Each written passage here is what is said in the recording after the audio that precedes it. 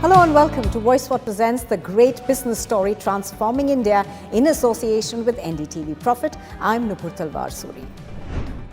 Antia drives cutting-edge blockchain and AI innovation with a 700-plus global team creating secure, scalable solutions that solve real-world challenges and push India toward a Web3-led digital future.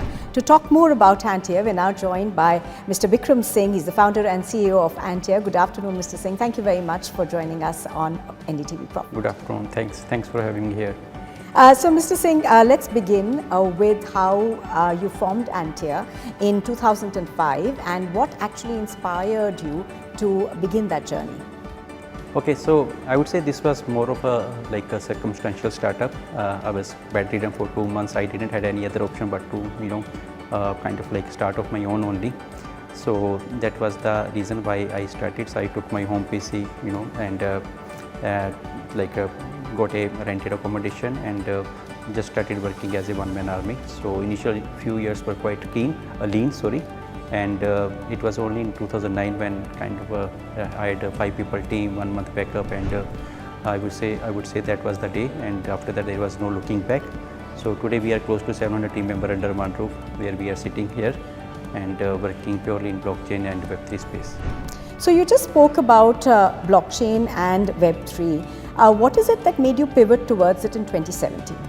Okay, so I would say 2017 was the year when we hit our first milestone. So we bought a building and we were 75 people team at that point of time, and that building could house more than 200 people. So that made me to think that what should be my next growth driver, down the line for next 10 years. And incidentally, that was also the year when one of the first application of blockchain became very popular across the globe, and it also made me to look into the things like why it was invented. And when I actually read about it, this is my usual behavior. Like whenever I have to learn something, I will go and pick up 2-3 books and read about them. And when I read about the technology, I was completely sold out why it was invented. The distributed ledger technology. The issue was like the cross-border payments. The issue was the financial inclusion. The issue was the economic recession which used to come in the Western world. So this distributed ledger technology, which could I would say had the potential to build trust within the system, and also bring more transparency. And so that was the day when we started steering the entire organization towards the blockchain, and considering that and also building like exchange platforms, like the trading platform, digital asset trading platforms. And considering that when we can envision a paperless world, like I'm talking about the money, like a digital money, and only these kind of platform will be required. So we evolved with this space, like we from exchanges to the custodial, non-custodial solutions, DeFi solutions, lending, borrowing platforms, to the blockchain protocol development, what we do largely nowadays. So that was the the pivot which we took in 2017, focusing entirely on the blockchain and Web3, and currently on putting the AI on top of it as well. Right, so the space you work in requires a lot of innovation. So how do you make sure that the 700 or so people that you lead stay ahead of the innovation curve? So I would say like that comes very natural to us, because we work on very advanced trends in the industry, and most of the customer comes to us to cut on their go-to-market strategy, because we as a company have more than 100 plus products and modules which are already there, and anybody can come and put a layer of innovation or maybe the customization on top of it. But I would say this very thing, the innovation part, is more of a DNA and more of a must-have KPI for all of our team members, and we provide them a complete freedom to experiment and fail fast. One of the product, by the way, a couple of products I would say we have innovated through this process. One is called Instanode, which is a Web3 infrastructure layer, and which provides these RPC nodes and roll-up as a service. And at the same time, there is another product which is called abstraction, which is a interpretability solution for the various Web3 startups. So they came out organically through our system only, where the team invented, team found out the space, and since we work with the at the same time work with a lot of the banks, the regulators, and also the institutions, and so we have the the luxury of experimenting in the real world, not in the lab only. So that's the one thing, and at the same time we also do a lot of upskilling every year. So like promoting our team on educating them on various new protocols like AI tools, and even security protocols as well. Like for example, we work on more than 100 plus projects every year, and whenever we publish a project, every time we upgrade our knowledge on the security side as well, because that is there are very strenuous initiatives, or maybe the processes which any project which will go through before it goes to the production environment. So these are the couple of things I would say which helps us, the entire team, very nimble, but even keep innovating at a scale. So you mentioned a couple of products earlier on, but what are the products currently in terms of blockchain, also the products and projects largely which reflect the best of Antier?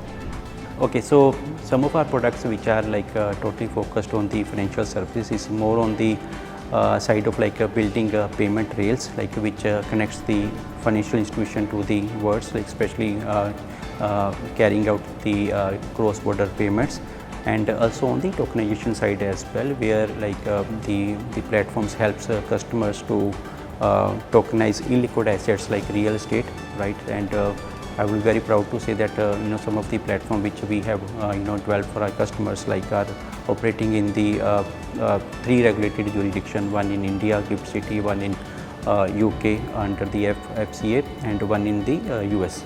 So these are a couple of products, and at the same time we have e-governance related solution which are more on the ensuring the credential on the blockchain side, and sanity of the credential, student credential, and at the same time the grants and the subsidies which gets rolled out in the government sectors, how they making sure that they reach to the right audience with the full transparency. So these are some of the projects which we are already in place, and One of the things that you've been involved in is your model of solving the issue of question paper leaks, and that has made headlines. So tell us a bit more about what was the thought process behind it, and what is the blockchain model that actually helped. So this very much reflect our the premise of the technology actually, wherein we say that blockchain is synonymous to trust, and but we believe, how we look at this problem, it is not a people's problem, but we believe this is system problem. The value chain is such that the moment you appoint a committee to set up a question paper, we feel like the responsibility is delegated, accountability is delegated. Nobody is kind of accountable after that. So what we have done in this entire process, we have removed the entire human intervention from the process, right? So shifting the trust to the machine. So what we have done, it is the machine which sets the question paper, right? And not only making sure that the question paper is set without any tampering, but we also make sure that it is delivered to the right candidate, avoiding the impersonation as well. And wherein student biometric is required, candidate biometric is required at the last mile, where the question paper gets delivered, and everything gets printed in the real-time environment. So that's how we have solved this problem, and we are quite hopeful that, because this is a national interest issue, and we are quite hopeful that this will be the the answer to the long-standing challenge which is common to every state and the union territories in India. Absolutely. Now, the other part of it is integrating blockchain and AI, and to be able to actually build a trust-driven solution. So how is Antier doing that? So again, blockchain is the reflection of trust. I would say the entire methodology is it brings trust on the table, and AI is intelligence. And what we believe that when trust meets intelligence, the adoption can happen much faster. So for example, like the blockchain models, when the data is sitting on the blockchain, right, and we can it can train the right AI models, right, because the trust is already there on the data. And at the same time, we can do the AI agents which are there, like wherein like we can incentivize the users who feed the data on the blockchain with the complete transparency, and how they can train the AI models on top of the blockchain layer as well. Similarly, when blockchain credentials are like stored on blockchain, so AI can help you like verify those identities on the system. And apart from that, like the number of AI agents can be trained to carry out the transactions on your behalf, but at the same time enough rules can be built within the blockchain system where you can put a control on the agents as well, so that it does not crosses their threshold of sending the payments. So Mr. Singh, finally, what is your long-term vision for Antia, and what do you think in terms of how will your firm actually shape India's digital future? If you ask me like personally, so what I want to achieve, bringing an IPO down the line, because very few companies out of our region go and list themselves in BSE. And that's the kind of shift we want to create, especially from this region, so that the entrepreneurs can have like other ways to grow their companies and creating more value for their extended team and public at large. However, coming back to my vision for the company, I would say India has done a great job in achieving the status of becoming the global fintech capital, and the hard work which has been done by banks, regulators, and payment aggregators, institutions, over the last 15 odd years.